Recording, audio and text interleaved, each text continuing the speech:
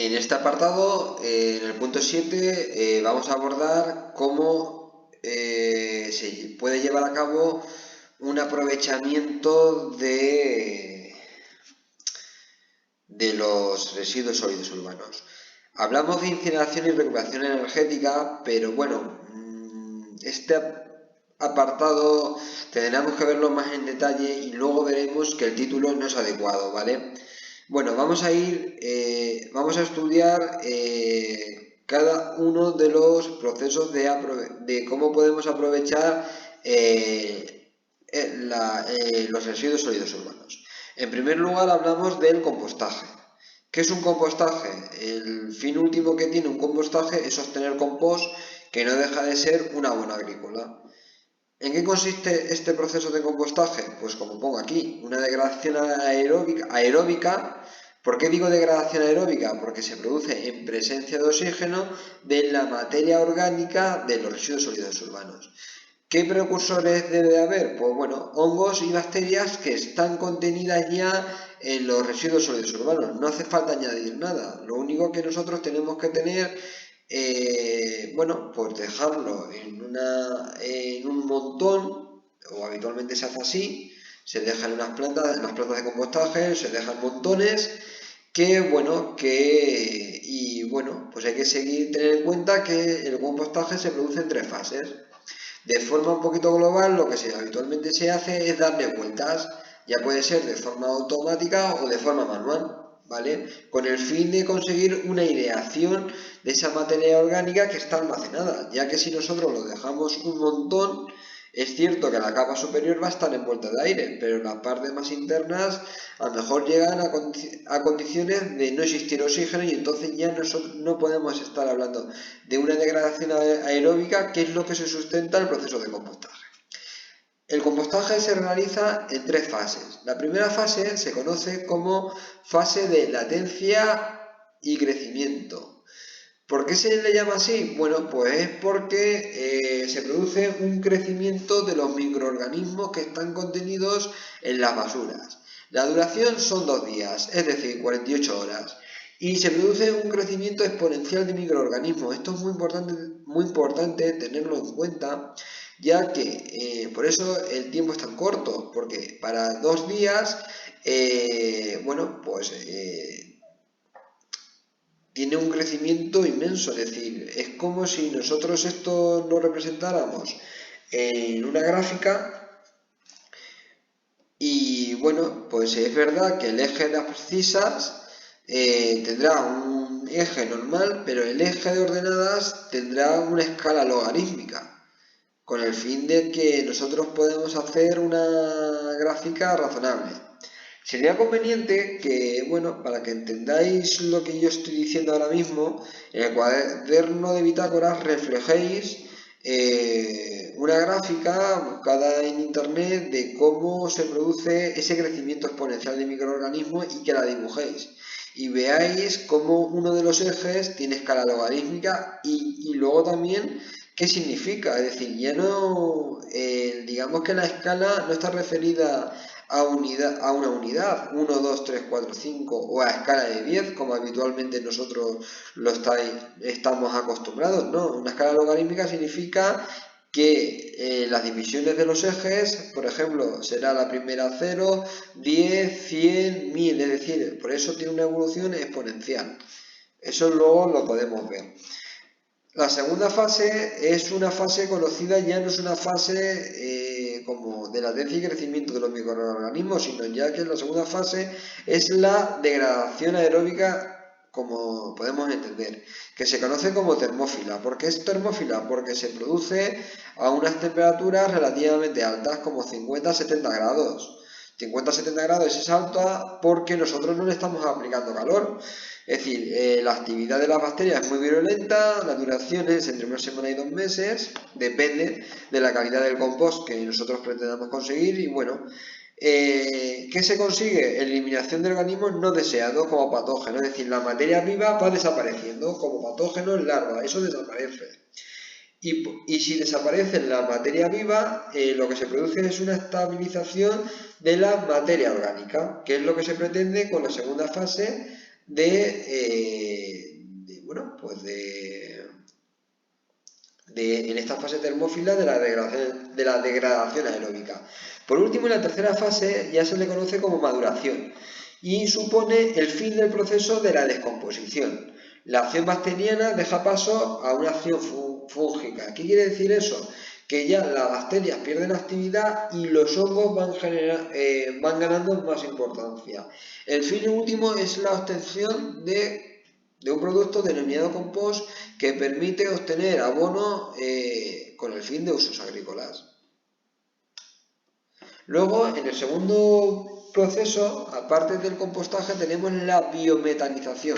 Esta biometanización se produce en vertederos. Sería muy recomendable que buscaseis y recogieseis en vuestro cuaderno de bitácoras cómo se puede producir de forma descriptiva el biogás en un vertedero. Pues también es importante que sepáis que en los vertederos hay que tener en cuenta que puede haber fuego. Digamos que la materia orgánica tiene alto poder de combustión y es decir, el biogás se puede generar de forma controlada o de forma no controlada. Si nosotros hacemos un montón de basura y eso nos despreocupamos, se puede generar un biogás que puede arder, ¿vale?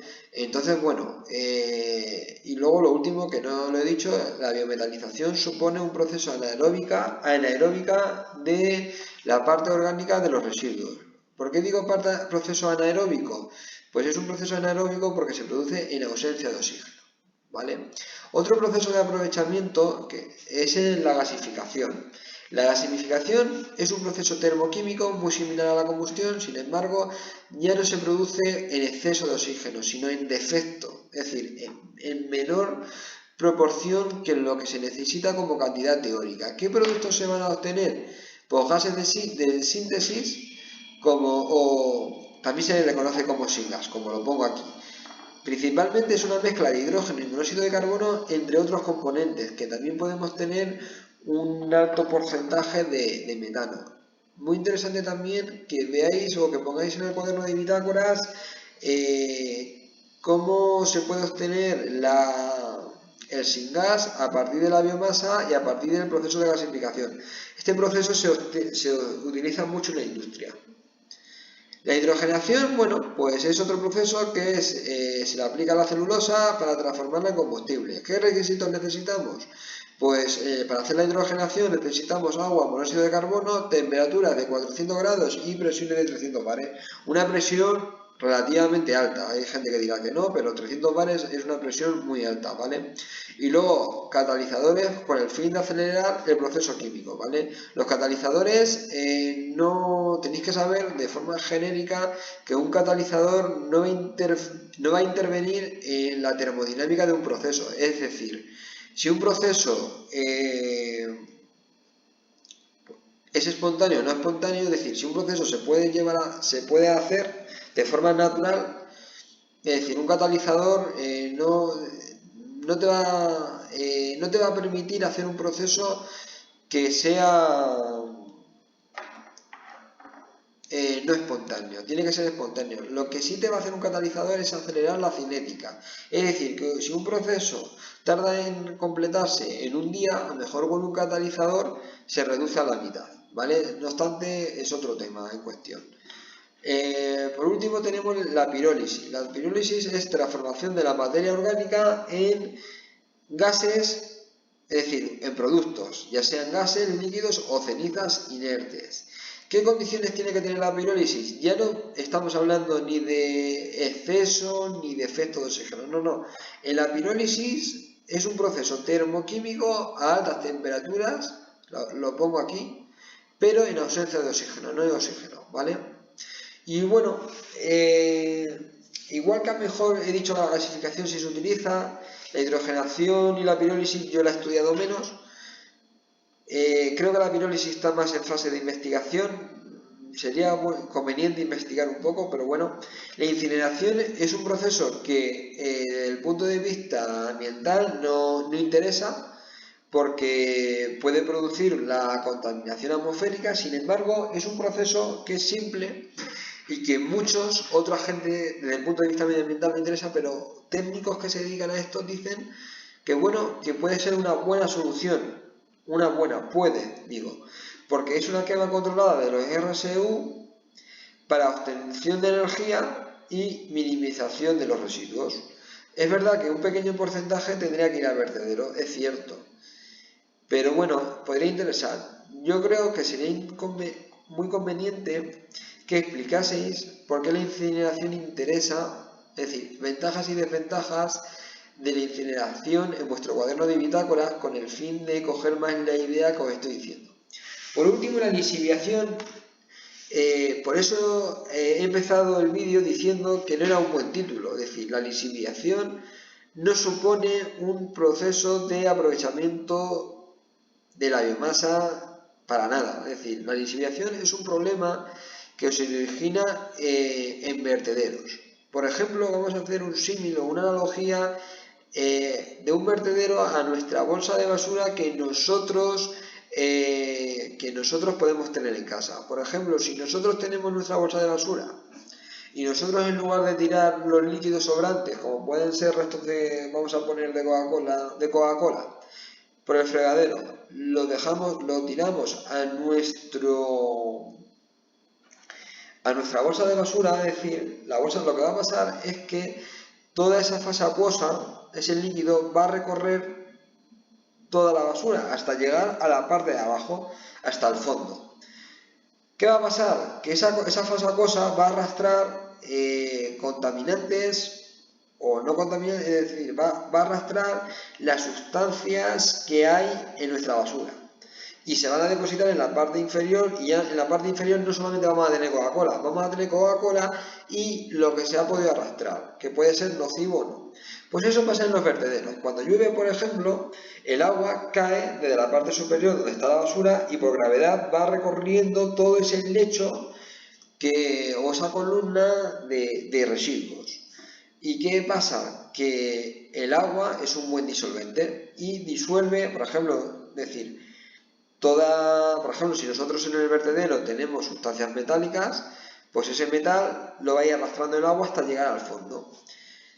El agua es una parte, por lo general el agua es una sustancia que si tiene curso, es decir, quiero decir que si tiene curso, que si puede caer a un cauce, va a ir. Y claro, va a arrastrar todos esos contaminantes. Por eso es muy importante que en un vertedero tengamos el lugar, hagamos una buena recogida de lixiviados, con el fin de evitar la contaminación de suelos de esos vertederos. Y por lo tanto también lo que se hace en los vertederos es primero impermeabilizarlos con membranas geotextiles, con el fin de impedir que esas aguas entren al suelo y produzcan la contaminación del suelo, que puede ser irreparable en un futuro.